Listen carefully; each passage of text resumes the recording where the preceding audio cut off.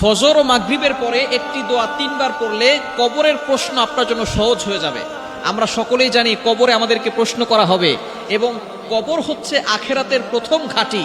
এখানে যদি আপনি আপনার এই তিনটা প্রশ্নের উত্তর দিতে পারেন, তখনই আল্লাহ পাক রব্বুল আলামিন আপনার জন্য কবরটাকে জান্নাতের টুকরা বানিয়ে দিবেন। সুবহানাল্লাহি ওয়া বিহামদি।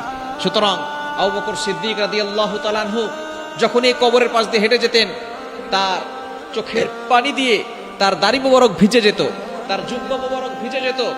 ওসমান রাদিয়াল্লাহু তাআলা যখন কবরের পাশ দিয়ে হাঁটতেন, তখন তাদের চোখ দিয়ে পানি ঝরতে ঝরতে জুব্বা মোবারক ভিজে যেত, দাড়ি ভিজে যেত। সাহাবায়ে কেরাম জিজ্ঞেস করতেন, আপনি কাঁদেন কেন? বলে, কবর হচ্ছে আখেরাতের প্রথম ঘাঁটি। এই কবরে যারা ফার্স্ট হবে, কবরের ঘাঁটিতে যারা কবরের আযাব থেকে বেঁচে যাবে, তাদের আর কোনো জায়গায় ঠেকা থাকবে না, বাধা হবে না জান্নাতে যাওয়ার জন্য। সুতরাং কবর হচ্ছে আখিরাতের প্রথম ঘাঁটি। এই কবর থেকে বাঁচার জন্য আমরা সবসময় আল্লাহর কাছে দোয়া করব। এই কবরে যে তিনটা প্রশ্ন করা হবে, এই তিনটা প্রশ্নের উত্তর আপনি সহজভাবে দিতে পারবেন।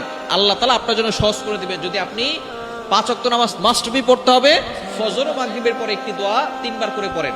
দোয়াটি হচ্ছে, রাদিতু বিল্লাহি রাব্বা ওয়া বিল ইসলামি দীনা ওয়া বি মুহাম্মাদিন সাল্লাল্লাহু আলাইহি ওয়াসাল্লাম নাবিয়্যা ওয়া রাসূলা।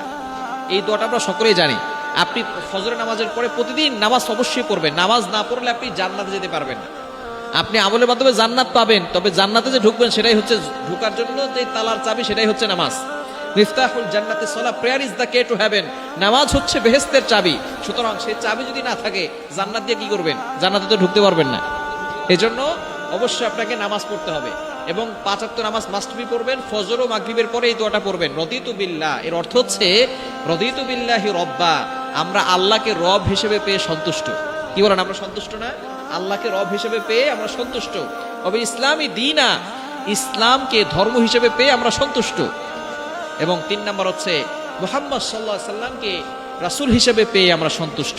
আপনি যদি এই স্লোগান, এই সন্তুষ্টের কথা প্রতিদিন 3 বার করে ফজরের সময় আর 3 বার করে মাগরিবের সময় বলতে পারেন, আল্লাহ পাক রব্বুল আলামিন আপনার কবরের সওয়াল সহজ করে দিবেন এবং আল্লাহ পাক রব্বুল আলামিন কবরটাকে জান্নাতের বাগান বানিয়ে দিবেন এবং আপনি পরবর্তী সময় জান্নাতে চলে যেতে পারবেন। সুতরাং এই কবরের প্রশ্ন সহজ হওয়ার জন্য অবশ্যই আমরা এই একটি দোয়া 3 বার করে পড়ব।